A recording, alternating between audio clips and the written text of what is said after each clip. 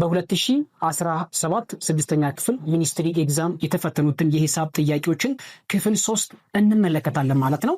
ከጥያቄ ቁጥር 1 እስከ 5 በክፍል 1 እና በክፍል 2 ታገኛላችሁ። ዛሬ የምንመለከተው ከጥያቄ ቁጥር 6 ጀምረን ያሉ የተቀሩት ጥያቄዎችን በየክፍሉ እያደረግን የምንመለከትበት ሰዓታችን ነው ማለት ነው። ከእናንተ የሚጠበቀው ይህንን ቪዲዮ እስከ መጨረሻው ድረስ በትዕግስት ማይጠበቅባችኋል። ሁለተኛ ደግሞ ቪዲዮ ላይክ አድርጋችሁ ጀምሩ። አብረን እንስራ። ጥያቄ ቁጥር 6 ከሚከተሉት አገላለጾች ውስጥ ትክክል የሆነው የትኛው ነው ተብለው ተጠይቀዋል ማለት ነው። ስለዚህ ከዚህ ጥያቄ አንጻር ተማሪዎች የተጠየቁትን ጥያቄ አንጻር ማለት ነው እዚህ ጋር የምትመለከቷቸው ክፍልፋዮች አሉ፣ እንዲሁም ደግሞ ፐርሰንትም አለ ማለት ነው። ስለዚህ ይህንን ጥያቄ ምንድነው የሚያስታውሰን ማለት ነው? ክፍልፋዮችን ወደ ፐርሰንት ደግሞ እንደገና ወደ ክፍልፋይ ከቀየራችሁ በኋላ በዝቅተኛ ሂሳባዊ ቃል እንዴት አድርጋችሁ መግለጽ እንደምችሉ የሚጠይቀን ማለት ነው። ስለዚህ እነዚህን ጥያቄዎች በማየት 1/4 ከ2.5% ጋር እኩል ነው ወይስ አይደለም? እንደነዚህ ያሉ ጥያቄዎች ብትጠየቁ በቀላሉ ምን ማድረግ አለባችሁ የሚለው ነው የምንመለከተው። እነዚህ ክፍልፋዮች ወደ ፐርሰንት መቀየር ካልሆነም ደግሞ ፐርሰንቱ ወደ ክፍልፋይ ቀይራችሁ በዝቅተኛ ሂሳባዊ ቃል መግለጽ ትችላላችሁ ማለት ነው። ስለዚህ አሁን የምናደርገው እያንዳንዱ ክፍልፋዮች ሳይሆን እነዚህን ፐርሰንት የተሰጠን ፐርሰንት ወደ ክፍልፋይ ቀይራቸውና ወደ ክፍልፋይ ከቀየራችሁ በኋላ ደግሞ በዝቅተኛ ሂሳባዊ ቃል እናስቀምጣቸው። ከዛ በኋላ እኩል ናቸው ወይስ አይደሉም የሚለው እንመለከታለን ማለት ነው። ሀሌታዋ 2.5% ማለት ወደ ክፍልፋይ ስንቀይረው 25/10%። ይሄ እስካሁን ፐርሰንት ነው ያለው ማለት ነው። ይሄ እኩል ይሆናል 25/10 ሲባዛ በ100 ማለት ነው። ምክንያቱም 1% ማለት ከ100 ጋራ እኩል ስለሆነ ይህንን ወደ ክፍልፋይ የግድ መቀየር አለበት ማለት ነው። ስለዚህ 25 ስንተኛ ማለት ነው? 10 ሲባዛ በ100 እናደርጋለን።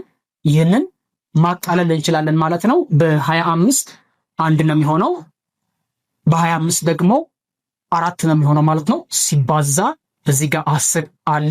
ይህ ቁጥር 1 ስንተኛ እንደማለት ነው? 40ኛ ነው። ስለዚህ 2.5% ከ1/40 ጋራ እኩል መሆን ነው ያለበት እንጂ 2.5% የሚለውን ከ1/4 ጋራ እኩል አይደለም ማለት ነው። ስለዚህ በዚህ ምሳሌ መሰረት 2.5% ወደ ክፍልፋይ ሲቀየርና በዝቅተኛ ሂሳባዊ ቃል በምናስቀምጥበት ሰዓት መልሱ የሆነው 1/40 ይሆናል ማለት ነው። 1.25% ማለት ምን ማለት ነው?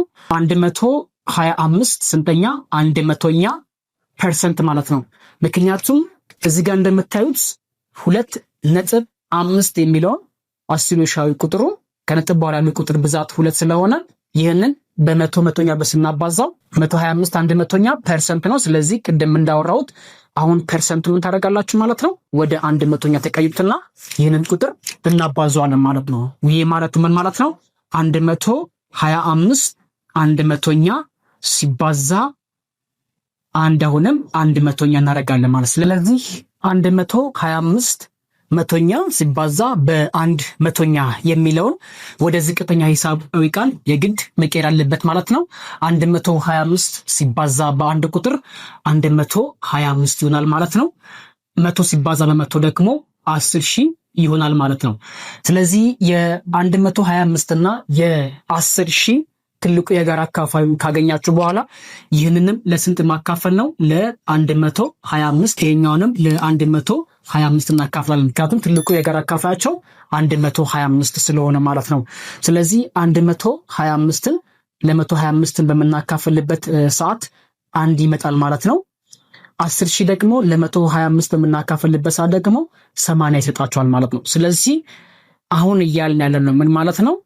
እዚህ ጋር የምናየው 1.25% ወደ ክፍልፋይ ስንቀይረው ከ1/80ኛ ጋራ እኩል መሆን አለበት። ስለዚህ የለ ስንመለከተው 1/8ኛ ይላል ከ1.25% ጋራ እኩል ነው እያለን ያለው። ስለዚህ ይህንን መልስ መሆን አይችልም ማለት ነው። ስለዚህ በዚህ ምሳሌ መሰረት ሀሌቷ መልስ አይደለም፣ ለም መልስ መሆን አይችልም ማለት ነው። 5% የሚለውን እንግዲህ 5% የሚለው 5% ማለት 5 ስንተኛ ማለት ነው? መቶኛ ማለት ነው።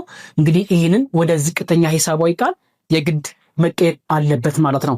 5% ማለት 5 መቶኛ ነው። ይህንንም 5 ሲካፈል ለ5 እናደርግና 100 ሲካፈል ለ5 ብናደርገው አንድ ስንተኛ ማለት ነው? 1/20ኛ ይመጣል ማለት ነው። ስለዚህ እዚህ ጋር እንደምንመለከተው 5% የሚለውን ወደ ዝቅተኛ ሂሳባዊ ቃል በምንቀይርበት ሰዓት ስንት ሆነ ማለት ነው? 1/20ኛ ይሆናል ማለት ነው። ስለዚህ ምንድነው ማለት ነው? ይሄ መልስ መሆን አይችልም። ስለዚህ አንድ ብቻ ነው ያላችሁ፣ አንድ ምርጫ ነው ያላችሁ። ይህም ማን ነው ማለት ነው? 3/4 የሚለውን ወደ ፐርሰንት ስትቀይሩት ስንት ይመጣል ማለት ነው? 3/4 እኩል ነው ራሱ 3/4 ሲባዛ ይህንን በ25 25ኛ ብንቀይረው 3 ጊዜ 25 75 ይሰጣል። 4 ጊዜ 25 ደግሞ 100 ይሰጣቸዋል። ያ ማለት ምን ማለት ነው? 75%።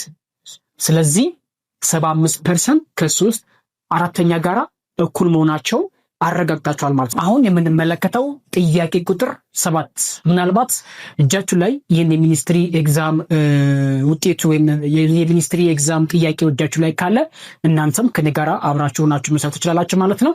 እንግዲህ ጥያቄ ቁጥር 7 የተጠየቁት ምንድነው?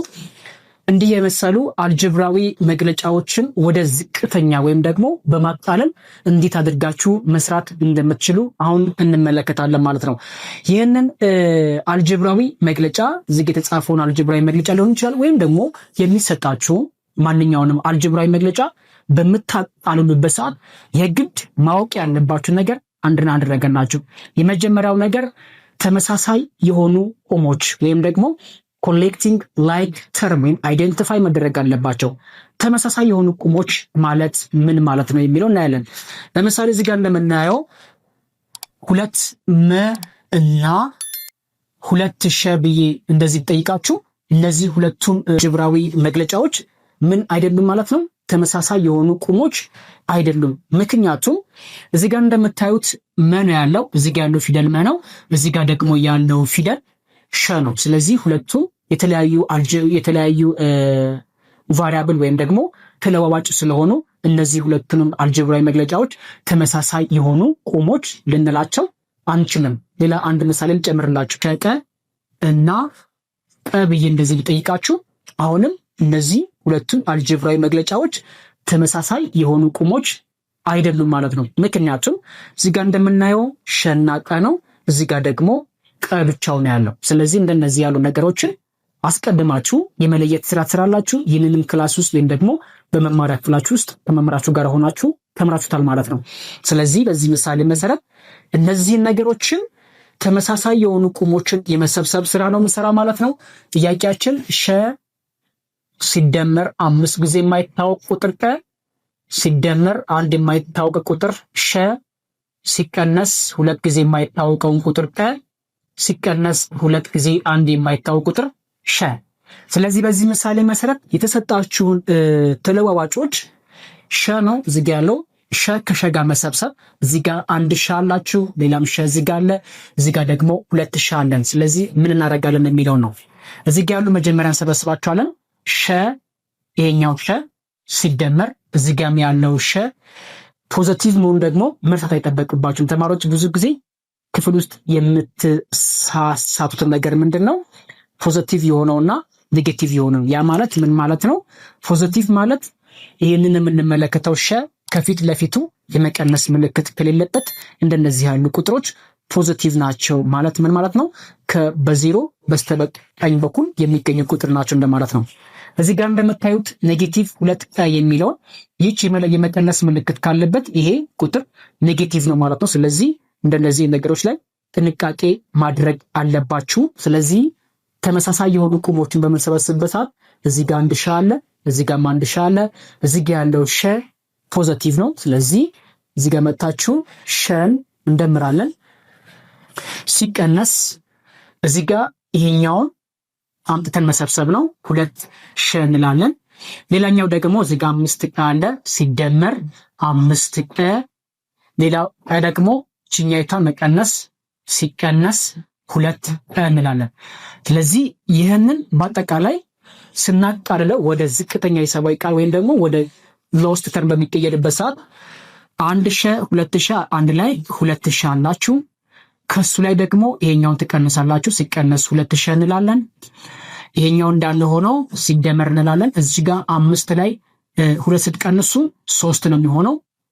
እንዳለ ይቀመጣል ማለት ነው። ከ2000 ላይ ስትቀንሱ ምንም አይቀራችሁም። ያ ማለት 0 ሲደመር 3 ቀ እንላለን ማለት ነው። 3 ቀ ሸ ሳይሆን 3 ቀ እንላለን ማለት ነው። 0 ሲደመር 3 ቀ ማለት ምን ማለት ነው? እኩል ነው 3 ቀ። ስለዚህ ሸ ሲደመር 5 ቀ ሸ ሲደመር 5 ቀ ሲደመር ሸ ሲቀነስ 2 ቀ ሲቀነስ 2 ሸ የሚለው ይህንን አልጀብራዊ መግለጫ ወደ ዝቅተኛ ወይም ደግሞ ወደ ዝቅተኛ ቃል ሲቀየር ሲቃለል ውጤቱ ከዚህ ውስጥ 3 ቀ ይመጣል። ስለዚህ መልሱ ሀ ብላችሁ ከመለሳችሁ ሁላችሁም ልክ ናችሁ ማለት ነው። ይህን ቪዲዮ ከወደዳችሁት ላይክ አድርጉት፣ እንዲሁም ደግሞ ሌሎቹን ሊደርሳቸው ሼር ማድረጋችሁ ይቀጥላል ማለት ነው። ለቤቱም አዲስ ከሆናችሁ ሰብስክራይብ ማድረጋችሁ እንዳይቀር። ቪዲዮ ከወደዳችሁ ደግሞ ወደናል በሉ። በጣም እጅግ ጠቃሚ የሆኑ ቪዲዮዎች ናቸው ማለት ነው።